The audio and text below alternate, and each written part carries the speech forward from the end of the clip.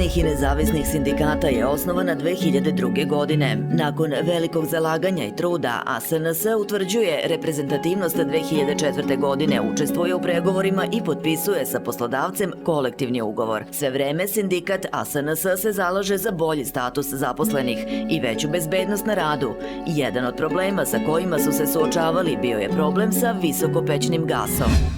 2005. godine pokreće se još jedna visoka peć u Železari Smederevo. Već u novembru 2005. imamo prve ozbiljne probleme. Dolazi do trovanja gasom nekoliko zaposlenih koji su zaposleni u građevinari. Završavaju u bolnici. Sindikat ASNS se angažuje oko toga i piše informator prema poslodavcu i traži odgovornost US Steel-a, traži da se napravi istraga, se utvrdi krivica i da se spreče budući takvi događaji. Krajnji rezultat je gradnja nove sveće i sprečavanje budućih incidenata sa posledicama koje mogu da budu opasne po život za zaposlene u Železari Smederevo.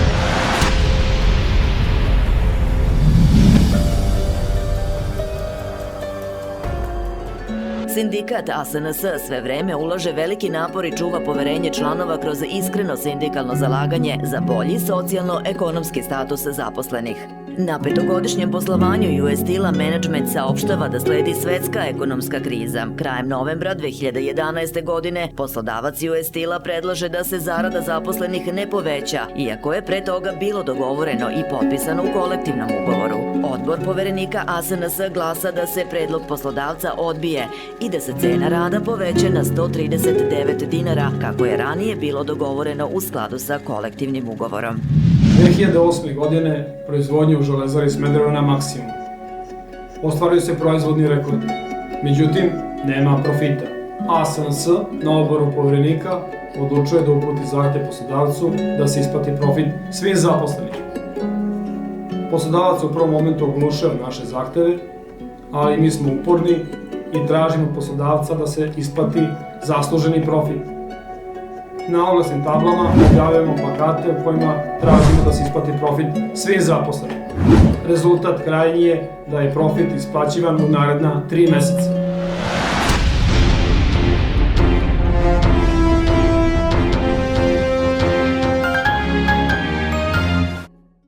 Krajem 2011. godine dolazimo u novu neprijatnu situaciju.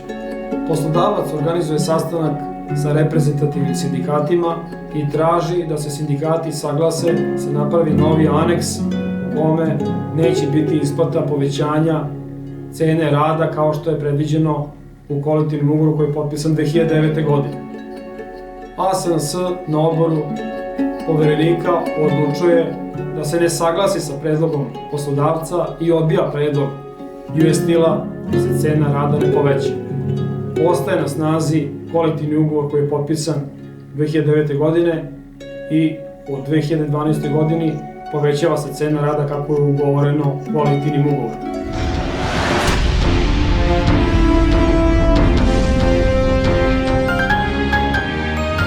Dobijamo novu cenu rada koja iznosi 139 dinara po satu i ta cena rada će nas pratiti budućih nekoliko godina, uključujući i 2016. kada smo potpisali novi kolektivni ugovor i ugovorili novu cenu rada i nova povećanja.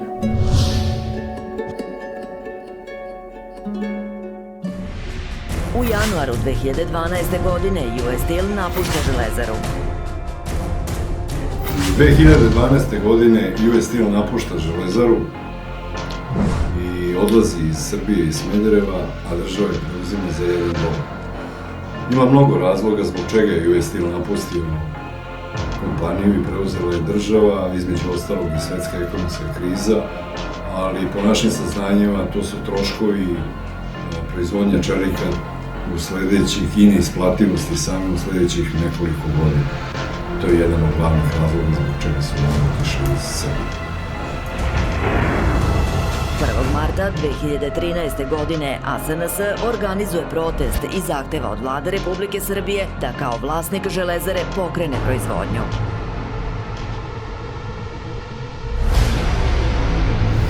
U februaru mesecu 2013. godine menadžment saziva sastanak sa reprezentativnim sindikatima i na tom sastanku saopštava da imamo još mogućnost da isplatimo 3 zarade zaposlenima. Posle toga ostajemo bez mogućnosti da se radnicima isplaćuje zarada.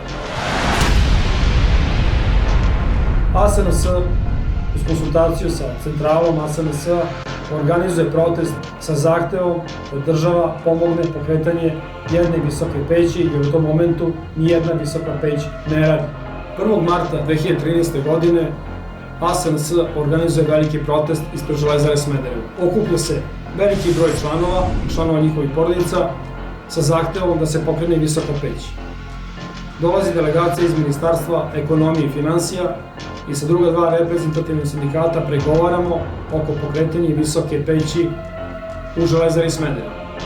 Krajnji rezultat u aprilu mesecu 2013. pokreće se visoka peć. Kreće novi život za Smederevo.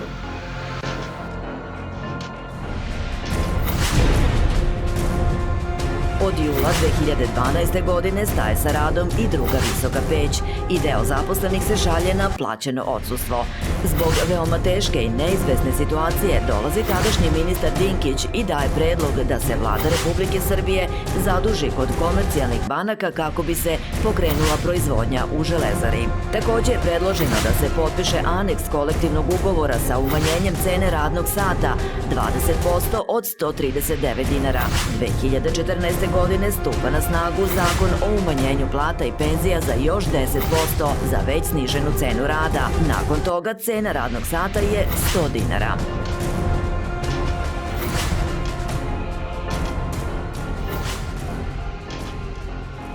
Uz pomoć Vlade Republike Srbije otpočinju pregovori sa kineskom kompanijom Habis. Kompanija Habis Srbija počinje da posluje od jula 2016. godine. Sindikat ASNS postaje potpisnik novog kolektivnog ugovora sa Habisom Srbija. Zaposleni sa velikim optimizmom dočekuju kinesku kompaniju i u čast dobrodošlice priređuju veliki doček. Ugovor su u Železari potpisali ministar privrede Željko Sertić i predsjednik kompanije Hestila Ju Jong uz prisustvo premijera Aleksandra Vučića.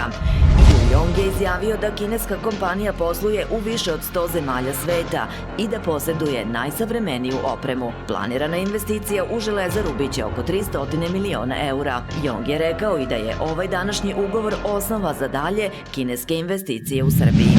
Sindikat ASNS svakodnevno prima pozive zaposlenih i u skladu sa kolektivnim ugovorom rešava iste.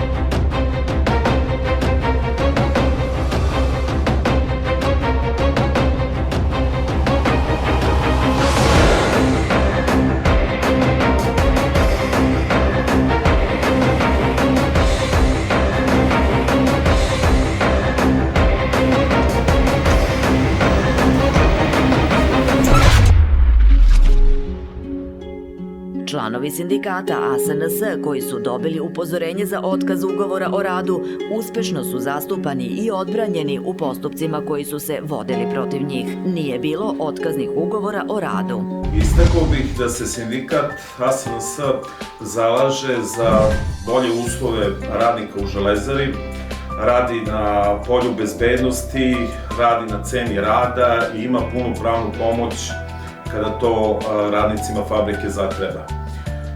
Ljudi u ASNS-u imaju rezultate dugogodišnje, što kazuje da su kompetentni za posao koji rade i uporni su i imaju rezultate u radu. Moja lična preporuka, to jest preporuka iz mog ličnog iskustva radnicima u Železari je da budu članovi sindikata ASNS. Kad sam došao u ASNS, stekao sam pravu afirmaciju i prezadovoljan sam ovim sindikatom koji na sve načine pokušava i pomaže svim zaposlenima koji su članovi ASNS-a i drugim članovima kad im se jave za pomoć, znači ne samo našem sindikatu, nego pomaže i zaposlenima koji su u drugim sindikatima i preporučio bih zaposlenima Železare da se ipak pridruže ovom sindikatu i mislim da je ovo sindikat najbolji i najkompetentniji i jednostavno ljudi pošteno rade svoj posao. 2010. sam se povredio i dobio sam otkaz zbog povreda na radu.